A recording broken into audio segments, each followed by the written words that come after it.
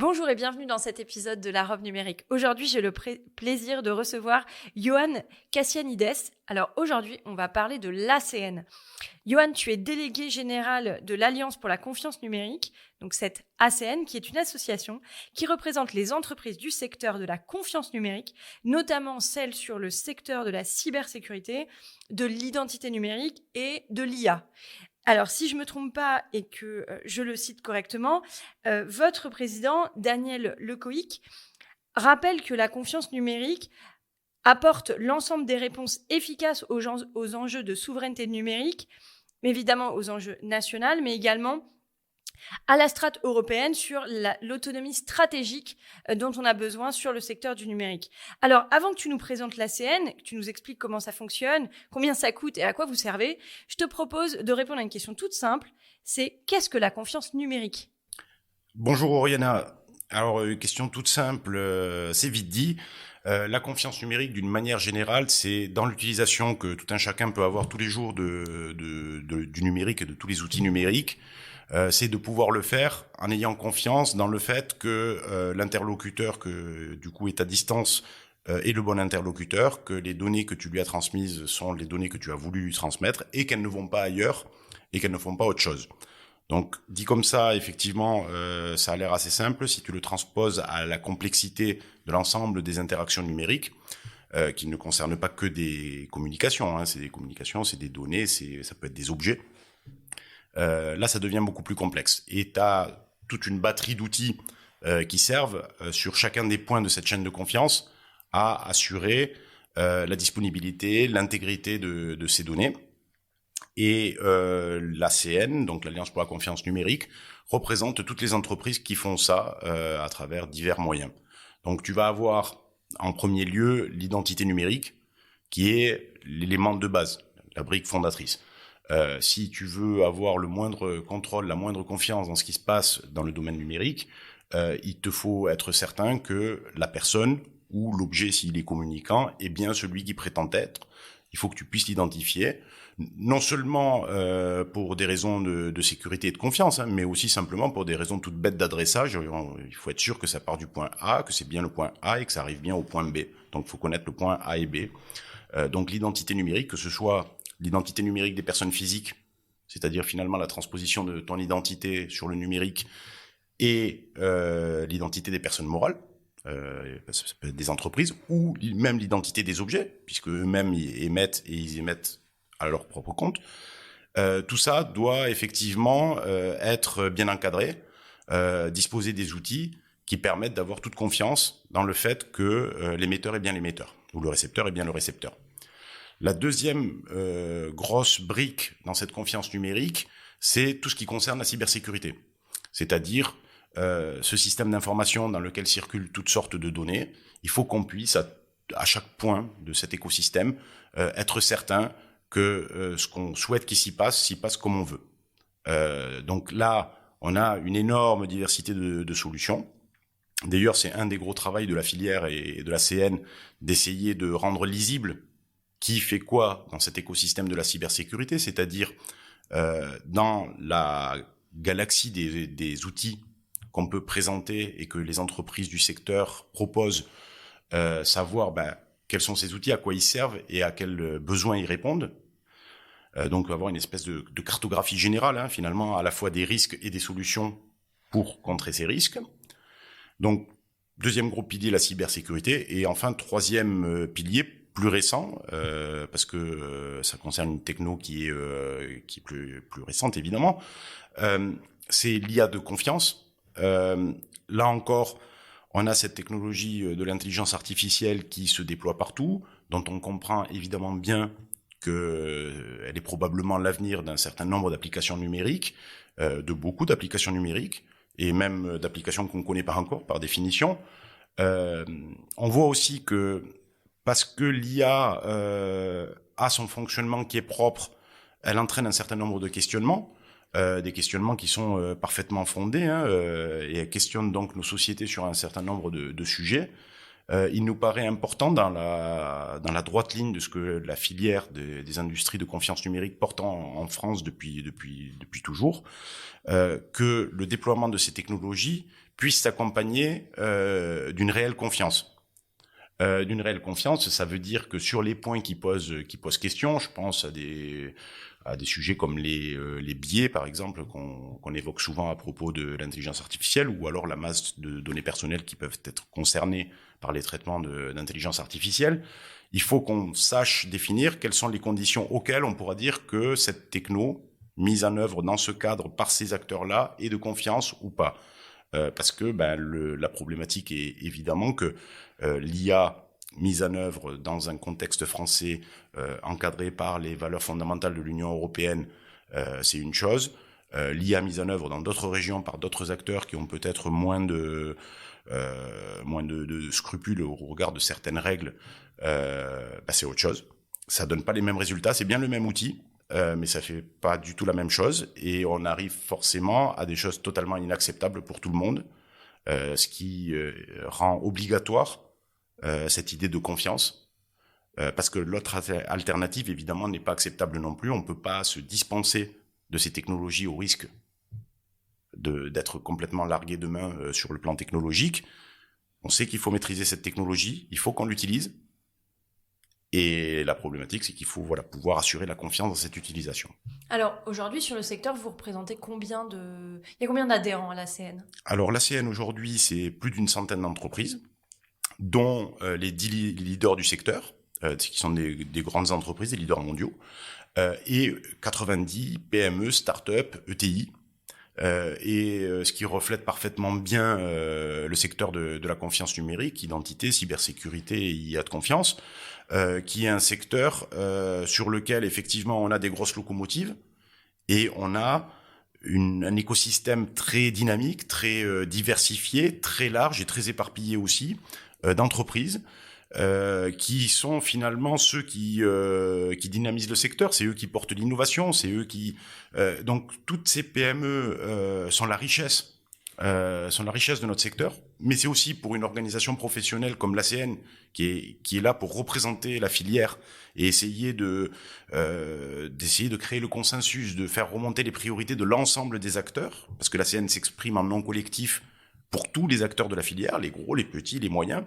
C'est une vraie difficulté, parce que effectivement, on estime qu'il doit y avoir encore quelques dizaines d'entreprises, voire quelques centaines de PME qui sont hors de cet écosystème, qui sont pas aujourd'hui naturellement rattachés à cet écosystème, parce que, pour plein de bonnes raisons, parce qu'ils sont trop petits, parce qu'ils sont occupés à développer leur entreprise, qui est quand même plutôt une bonne idée quand on est entrepreneur, et qui sont pas encore à ce stade de maturité qui les amène à l'action collective, donc à l'ACN, et pour autant on représente quand même toute la filière.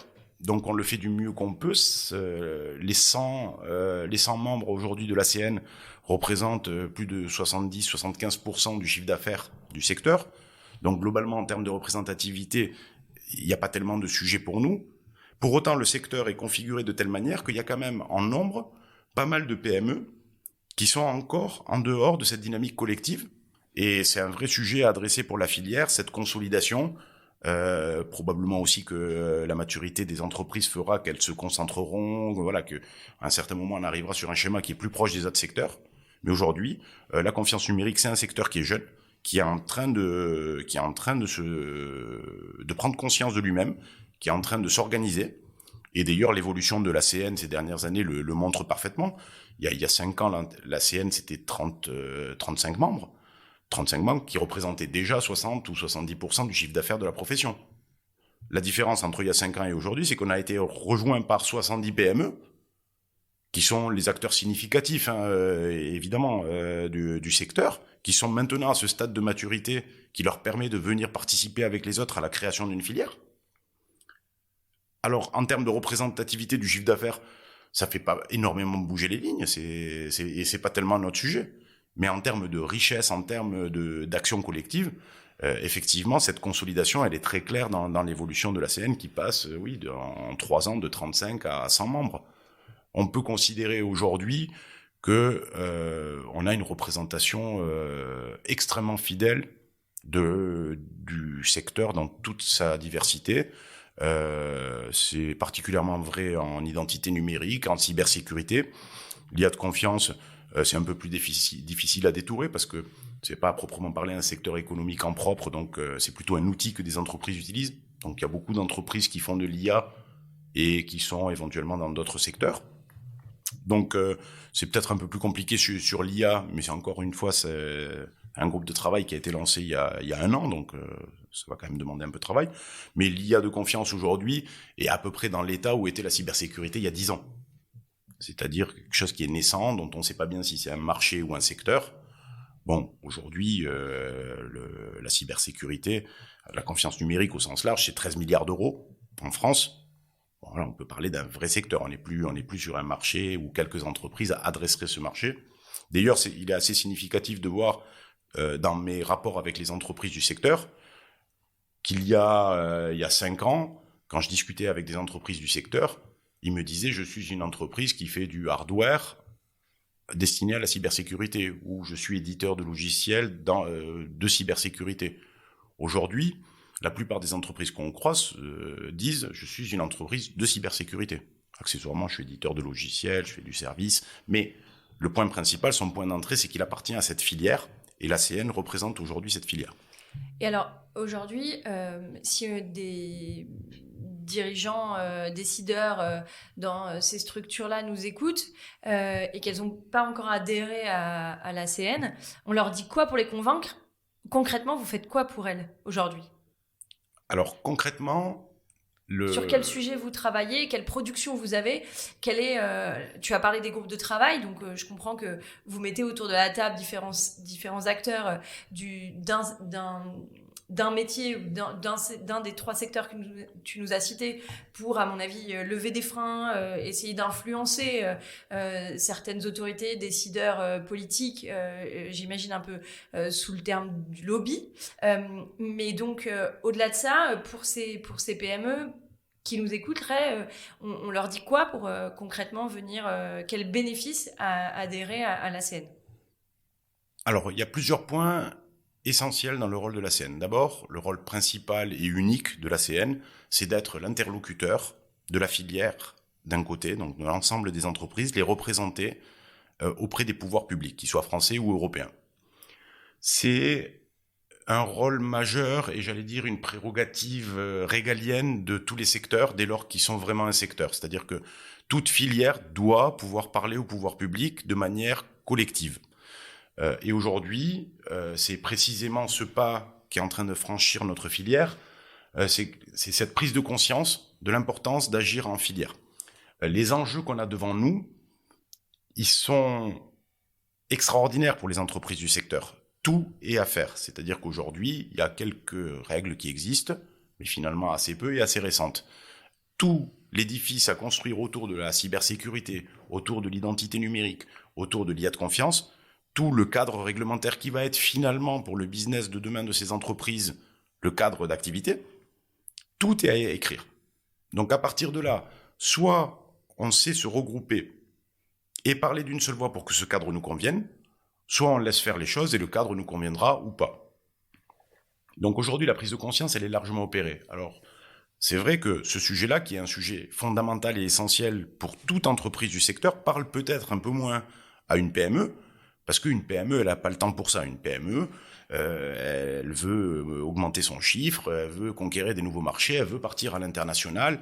Et bon, l'action collective, ça viendra probablement dans un second temps. Alors bon, à titre personnel, je pense que c'est une vraie erreur d'analyse, que ça devrait intéresser toutes les entreprises. Néanmoins, je comprends parfaitement qu'il y ait d'autres priorités pour les PME, et je le constate évidemment tous les jours. Et là, l'ACN apporte un deuxième rôle, enfin endosse un deuxième rôle majeur pour les PME, c'est celui d'animer l'écosystème. C'est-à-dire qu'à un certain moment, les PME, notamment dans notre secteur, c'est intéressant qu'elles se connaissent entre elles, c'est intéressant qu'elles connaissent les grandes locomotives, les leaders du secteur, et c'est intéressant qu'elles puissent élaborer avec un ou plusieurs ou tous les acteurs du secteur des projets communs, des partenariats et toutes choses qui sont utiles là pour le coup dans le développement de la PME.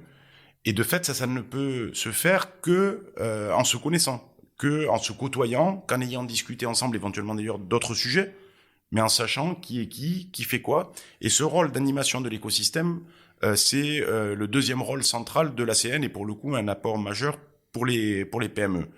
Ensuite, l'ACN apporte à ses membres tout un tas de services. Je pense notamment à une veille exhaustive sur tous les textes de loi qui sortent et qu'une PME n'a évidemment pas le temps de suivre, ni le goût probablement, mais en tout cas sur lesquels il est utile qu'elle soit informée.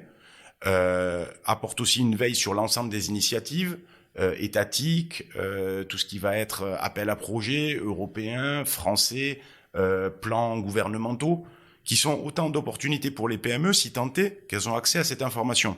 Et donc adhérer à l'ACN, c'est avoir un accès permanent à cette information d'une part, et d'autre part, avoir les moyens par l'écosystème qui est créé de pouvoir y répondre éventuellement collectivement. Il y a une autre attitude qui peut consister aussi à juste prendre l'information et en faire ce qu'on veut pour sa PME. Bon, c'est moins fair-play, mais ça peut exister également. En tout état de cause, c'est toujours un service que l'ACN apporte. Et enfin, il va y avoir aussi tous les aspects qui consistent à faire ce qui est utile pour la filière.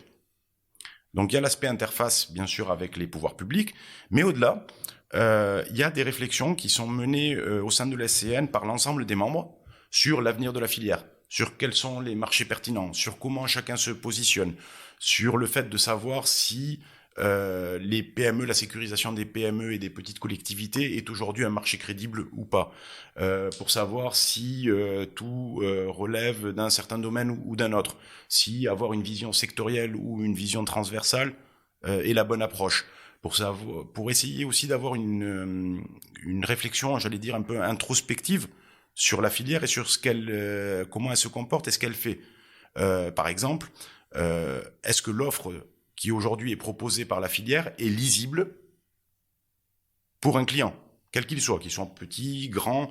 La filière s'est construite suite à la loi de programmation militaire, je parle essentiellement de cybersécurité, autour du principe des organismes d'importance vitale, des OIV, et donc d'une réponse à quelque chose de très important, de très stratégique, et une réponse donc très structurée. Donc si on considère la cybersécurité, elle s'est historiquement constituée autour d'une demande qui est créée par la loi de programmation militaire, et donc avec cette logique très stratégique, très organisme d'importance vitale, et donc une réponse qui elle-même est très structurée, de très haut niveau, et donc avec une structure de coûts qui se développe, un système de certification qui se développe, qui sont adaptés à ce besoin-là. On voit que la massification du numérique nous amène à considérer, et aussi d'ailleurs l'évolution des vecteurs d'attaque et des cibles, nous amène à considérer les PME comme étant des cibles à la fois potentielles et à la fois critiques par le nombre des attaques. Et cette réflexion conduit à constater que les réponses du secteur sont pas toujours adaptées aux besoins de sécurisation de ces PME, ni en termes de structure de coûts, ni en termes même de lisibilité, de compréhension. Donc il y a un effort de la part du secteur, et là on parle bien d'un effort collectif. Donc c'est pas chaque entreprise qui peut le faire dans son coin, et encore moins chaque PME. C'est-à-dire chaque PME peut apporter un morceau de réponse à quelque chose. Mais le rôle de l'ACN, c'est d'essayer de construire ensemble le cadre dans lequel cette réponse, elle va pouvoir être pertinente. Et donc, pour prendre une image pâtissière, le but de l'ACN, c'est d'augmenter la taille du gâteau pour tout le monde. En revanche, l'ACN ne s'occupe pas du tout du découpage des parts. C'est-à-dire que ça, c'est le rôle de la concurrence, c'est le rôle des entreprises, et j'ai aucun doute sur le fait qu'elles vont se livrer une compétition féroce pour avoir le plus gros morceau du gâteau. Mais nous, notre rôle en tant que filière, c'est de faire en sorte que ce gâteau, il soit beaucoup, beaucoup plus gros pour tout le monde, et de fait, les parts seront probablement plus grosses aussi. En tout cas, c'est ce qu'on espère. Aujourd'hui, donc tu disais que vous étiez à peu près une centaine tu as une centaine d'adhérents au sein de l'ACN. Demain, l'ACN est sur quel sujet, ou en tout cas quels sujets vous préoccupent le plus aujourd'hui et te préoccupent le plus pour demain? En quelques mots, est-ce que tu peux nous répondre? Alors, les gros sujets du moment sont liés essentiellement, bien sûr, il y a le contexte international qui rappelle qui rappelle les problématiques de cybersécurité au sens large, sous l'aspect étatique, donc les aspects de cyberguerre et de protection nécessaire des États dans le cyberespace, mais aussi sous l'aspect plus systémique de protection des TPE, des PME, des petites entreprises liées bien sûr à la problématique systémique que peut avoir une attaque massive. Donc il y a évidemment ce niveau de sécurité générale qui est finalement un but final de la CN. Le but final de la filière, c'est de faire en sorte d'augmenter le niveau de cybersécurité de l'ensemble des entreprises, des États. Donc on est vraiment dans une logique, si on parle de cybersécurité, de mettre en place toutes les pièces du puzzle qui vont permettre à cette sécurisation de se déployer. C'est pas chose facile. On parle de choses un peu techniques, de certification, de normalisation, de mise en place réglementaire de comment se sécuriser. Donc voilà, c'est des sujets qui sont assez abscons, mais complètement structurants et essentiels. Donc les gros sujets qu'on va avoir sur l'identité numérique, c'est un projet européen qui est en cours pour créer une identité numérique pour tous les Européens. Donc là aussi, c'est un enjeu majeur, parce que le projet de la Commission, c'est que chaque citoyen européen ait accès à un portefeuille d'identité numérique qui soit interopérable n'importe où il soit en Europe, qui soit accepté partout, et surtout qui serve à la fois à accéder aux administrations, aux services publics de chacun des pays, mais aussi et surtout qui servent dans son utilisation quotidienne et privée tous les jours.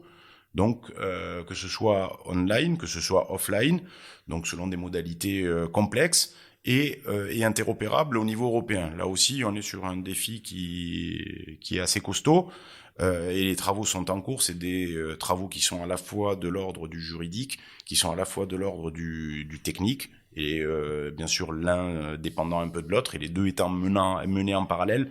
Ça aide pas beaucoup à la clarté. Et parfois ne se comprenant pas. Et ne se comprenant se comprenant assez peu, disons. Toujours est-il que donc voilà, ce sujet d'identité numérique, pour l'instant des personnes physiques, mais possiblement, bien sûr après des personnes morales et bien sûr après des objets, va être quelque chose de très structurant pour les années à venir. Donc là, la filière, il faut qu'elle soit présente et que un certain nombre de schémas qui nous conviennent soient poussés, notamment le fait que cette identité numérique doit reposer sur un niveau de sécurité élevé.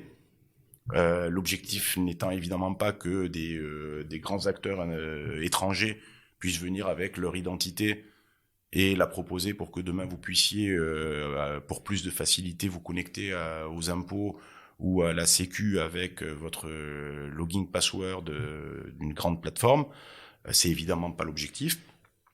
Le troisième grand sujet, c'est le règlement IA, évidemment, qui va lui aussi venir définir les règles de comment demain on pourra utiliser l'IA. Là, c'est absolument majeur.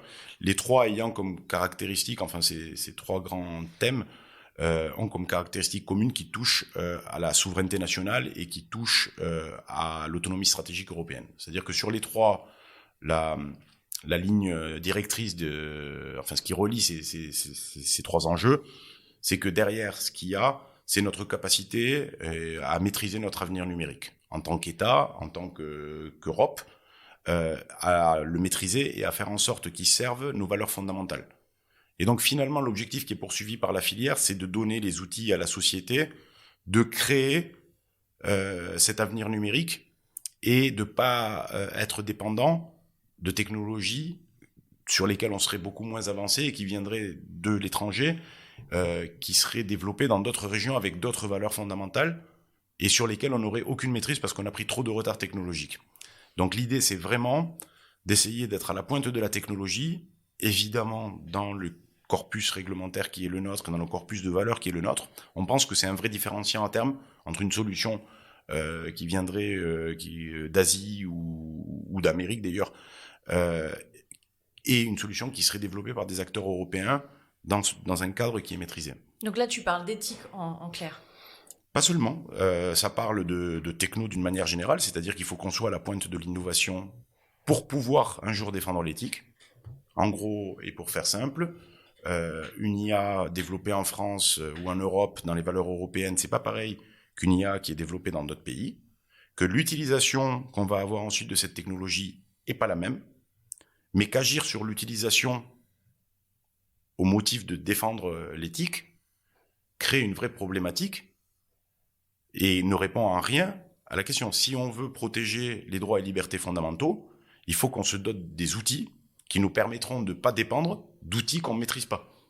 Donc si demain, on a tué toute notre industrie de l'IA de confiance pour protéger les droits et libertés fondamentaux de manière indiscriminée, demain, si on veut utiliser, et on voudra utiliser, et on devra utiliser ces technologies, si on veut les utiliser, on sera pieds et poings liés sur des technologies dont on ne maîtrise rien. Donc je vois pas bien en quoi c'est plus protecteur des droits et libertés fondamentaux. Et donc, non, la question c'est, l'objectif des droits et libertés fondamentaux est un objectif partagé par tout le monde. Et ça c'est une évidence, mais c'est mieux de le rappeler. Et en particulier par les entreprises de la confiance numérique. Maintenant, la vraie question c'est, comment on inscrit donc cette ambition, cet objectif, c'est même pas une ambition, c'est un objectif et une obligation de résultat, comment on l'inscrit dans le long terme. Et donc là, c'est vraiment notre combat, j'allais dire, quotidien, c'est de faire en sorte que, tout en respectant totalement le cadre, évidemment, qui nous est proposé par la loi, que la société donc ait ce débat, décide dans les organes démocratiques qui sont les nôtres, de qu'est-ce qui est acceptable, de ce qui ne l'est pas, que ce cadre soit clairement fixé, et que ce cadre permette néanmoins le développement de ces outils technologiques par nos entreprises, de sorte à pas être dépendants demain. Donc ces questions de souveraineté sont des enjeux majeurs. Ça passe par l'innovation, ça passe par la facilitation de l'accès à ces technologies, et si on parle par exemple d'IA, de pouvoir entraîner ces intelligences artificielles. En fait, la qualité et la valeur d'une intelligence artificielle ne réside que dans son entraînement finalement, ou en tout cas réside essentiellement dans son entraînement. Si on ne peut pas entraîner nos IA européennes parce que ce serait contraire à des dispositions de protection des données personnelles par exemple, à terme, on n'aura pas d'IA européenne, donc on utilisera des IA d'ailleurs, qui pour le coup, on n'est pas complètement certain qu'elles aient été développées avec la protection des données perso comme ligne de mire, quoi. On est à peu près certain que ce ne soit pas le cas. On peut raisonnablement penser que ça n'a pas été le cas. Alors, ça coûte combien d'adhérer à l'ACN ? Alors l'adhésion à l'ACN est facteur du nombre de salariés des entreprises. C'est-à-dire que l'idée c'est qu'on est sur une action collective, que donc ça doit peser plus lourdement sur ceux qui ont le plus de moyens. En toute état de cause, l'ACN n'est pas là pour peser sur les entreprises. L'ACN est là pour les représenter. Donc ça part de 1 000 € pour les startups et TPE de moins de 10 personnes. Et puis ensuite, ça monte par palier jusqu'à 11 000 € par an. D'accord. On arrive à la fin du podcast. J'ai mes 2 dernières questions. À quoi as-tu envie de dire non aujourd'hui ? Alors aujourd'hui, j'ai envie de dire non aux gens qui ont une vision court-termiste des enjeux en termes de numérique. Je pense qu'il est quand même temps, et la crise du Covid l'a largement démontré, d'ouvrir les yeux sur les formidables atouts du numérique et en même temps l'énorme dépendance qu'on a à des choses qu'on ne maîtrise pas. Et qu'il faut se garder de positions qui soient soit tout d'un côté, soit tout de l'autre. Aujourd'hui, on ne peut pas se passer de la puissance du numérique pour quasiment aucune activité. Il n'y a rien qui aujourd'hui puisse exister sans l'aide, la bonification qu'apporte le numérique. À côté de ça, il y a ce sujet de dépendance que le Covid a mis en lumière de manière très claire, c'est-à-dire que si on avait une problématique outre-Atlantique de coupure, ce qui aujourd'hui est plus un cas d'école, puisqu'on s'aperçoit qu'au gré des conflits géostratégiques, la coupure peut être aussi un cas envisageable, voire même existant. On n'a plus rien du jour au lendemain sur un certain nombre de sujets. Et à côté de ça, on a une industrie formidable de la confiance numérique. On a des entreprises qui sont parmi les meilleures au monde, chacune dans leur spécialité. On a des atouts considérables et c'est reconnu au niveau mondial. Et il faut qu'on arrive à capitaliser aujourd'hui sur cette industrie de la confiance numérique pour fiabiliser notre utilisation au sens large du numérique et pour reprendre la maîtrise de cet avenir numérique. Ce n'est en rien du protectionnisme, ce n'est en rien une ouverture totale au numérique. Il faut avoir dans ce domaine-là, je pense, une vision mesurée, et il faut qu'on arrive, étape par étape, à regagner du terrain en capitalisant sur les atouts énormes que nous avons. Et ils sont considérables dans l'identité numérique. Les Français sont les meilleurs. En crypto, les Français sont les meilleurs. En cybersécurité, dans beaucoup de domaines. Alors, il y a des domaines dont on est totalement absent. Et il y a énormément de domaines où on est les meilleurs mondiaux. Eh ben, il faut capitaliser là-dessus et il faut arrêter le déploiement du numérique sans penser à la confiance d'abord. La confiance doit être le premier élément de tout déploiement numérique à partir d'aujourd'hui. C'est vrai pour les entreprises. C'est vrai pour les États, pour les administrations. Il faut penser, dès lors qu'on fait un projet numérique, à intégrer by design, pour utiliser des mots bien français, la confiance, la sécurité et la cybersécurité. Ça doit être le point de départ. Et modulo ce changement de paradigme, on a tous les outils qu'il faut. Et aujourd'hui, la situation, et c'est pour ça que c'est un grand nom, la situation, c'est vraiment ce paradoxe. C'est d'avoir tous les outils, d'avoir des entreprises formidables, et parce qu'on n'est pas dans un paradigme où on va utiliser ça, on se retrouve dans des situations où on s'aperçoit qu'on est effectivement pieds et poings liés à l'utilisation d'autres outils qui pour le coup sont probablement massifiés, sont probablement faciles d'accès, mais sont pas toujours plus performants. Enfin, je veux dire, il y a énormément de sujets sur lesquels on peut discuter. Il y en a certains, on pourra pas faire autrement, c'est possible. Ça n'empêche pas de penser à comment on fera à l'avenir. Mais pour le coup, il y en a aussi énormément qu'on peut assez facilement soit substituer, soit encadrer de telle sorte qu'on soit en confiance. Parce que finalement, la confiance a beaucoup de chemins. Et à quoi tu as envie de dire oui ? Alors j'ai envie de dire oui à la prise de conscience autour de ce sujet-là. C'est-à-dire que, toujours pour revenir à la situation actuelle, on voit la réponse de l'Europe au conflit entre la Russie et l'Ukraine.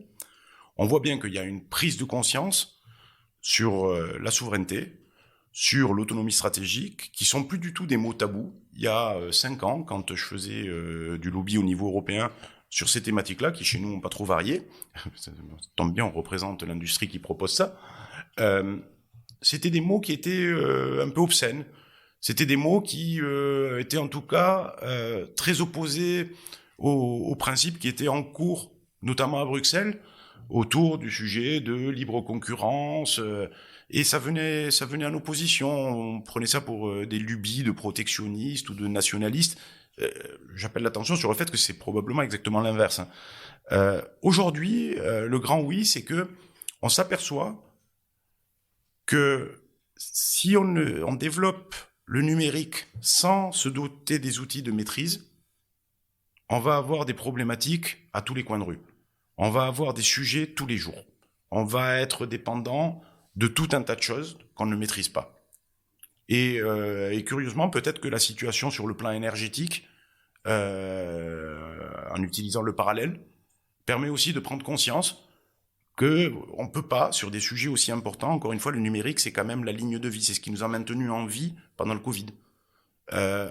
Tout ce qui a fonctionné pendant le Covid n'a fonctionné que grâce au numérique. On pouvait plus bouger, on pouvait plus sortir de nos maisons. Et la seule raison pour laquelle tout a continué, c'est parce qu'il y avait le numérique.